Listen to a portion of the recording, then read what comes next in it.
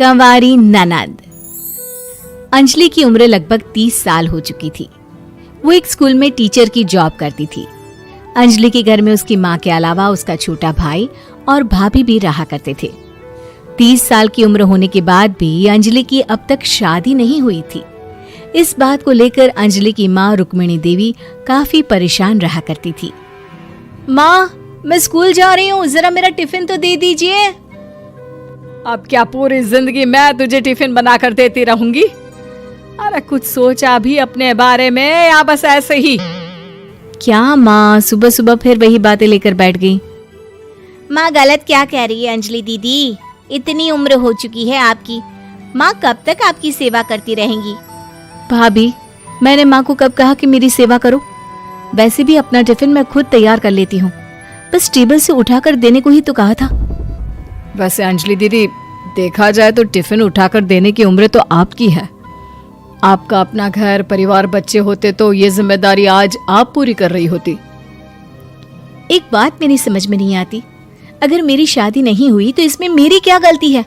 और तुम सब लोग मेरे पीछे क्यों पड़े रहते हो? अरे कुछ कहना क्या पीछे पड़े रहना होता है?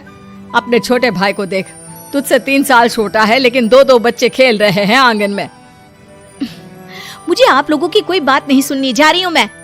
और आप में से किसी को मेरा कोई काम करने की जरूरत नहीं है, मैं खुद संभाल लूंगी। इतना कहकर अंजलि वहां से चली जाती है।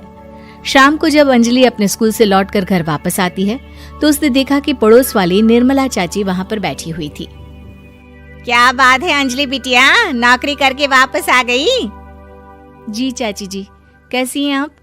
मैं तो ठीक हूँ बेटा, तुम बताओ शादी के बारे में कुछ सोचा या नहीं? अरे रहने दीजिए ना, इससे तो शादी की बात करना ही बेकार है।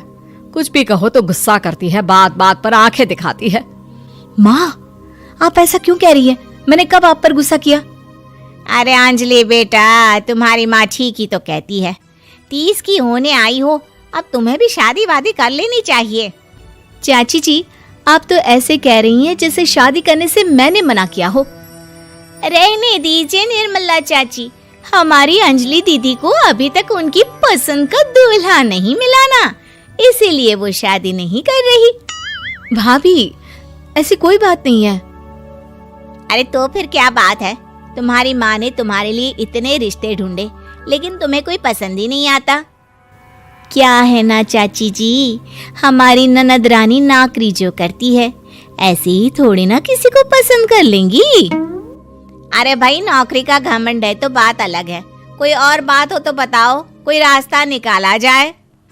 नहीं नहीं चाची जी, कोई बात नहीं है, बस मुझे अभी तक अपनी पसंद का कोई मिला नहीं है।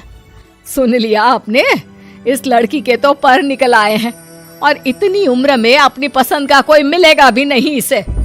माँ, आप मेरी शादी को लेकर हमेशा मुझे ताने क्यों मारती रहती हैं?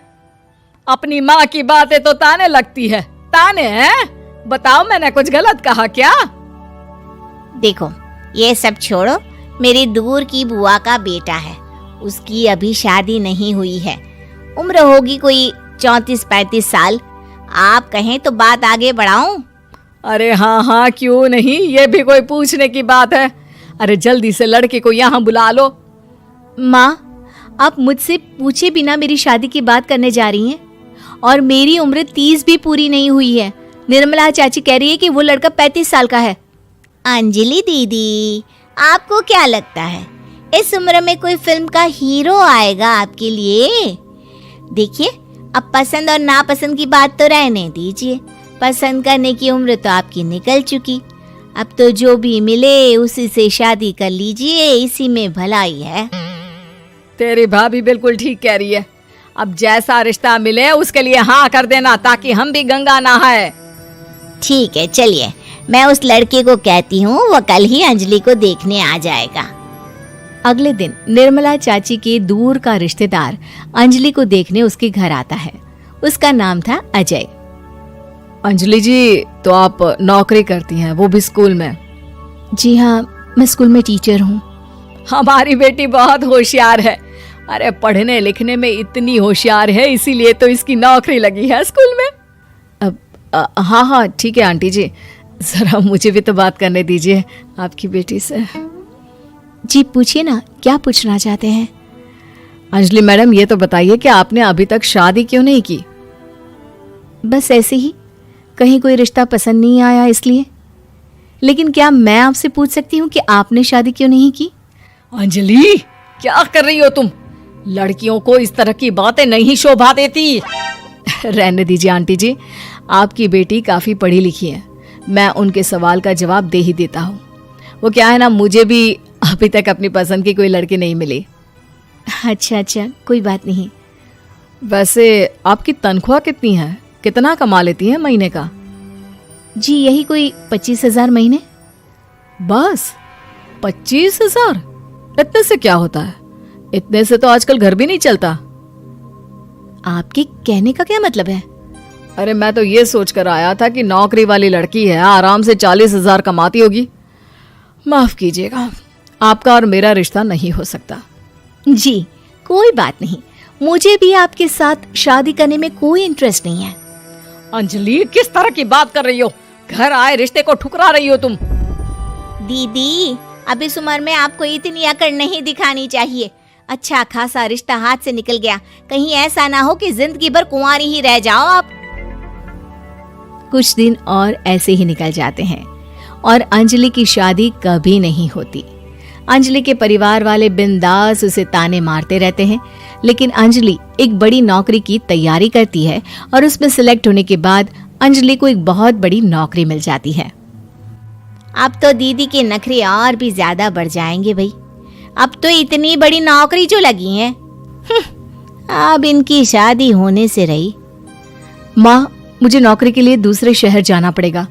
आप जानती हैं ये बहुत बड़ी जॉब है और इसमें पैसे भी बहुत ज्यादा मिलेंगे। अच्छा, कितने पैसे मिलेंगे बेटा? माँ, मुझे हर महीने 90,000 सैलरी मिलेगी। क्या? अरे वाह वाह, ये तो बहुत अच्छी बात है। लेकिन फायदा क्या? कितने भी पैसे मिले, शादी तो हुई नहीं ना तुम्हारी। अंजलि नौकरी करने के लिए दूसरे शहर में चली जाती है और जब कुछ महीनों के बाद वो वापस घर आती है तो उसे अपने पति के साथ देखकर उसके घर वाले हैरान रह जाते हैं।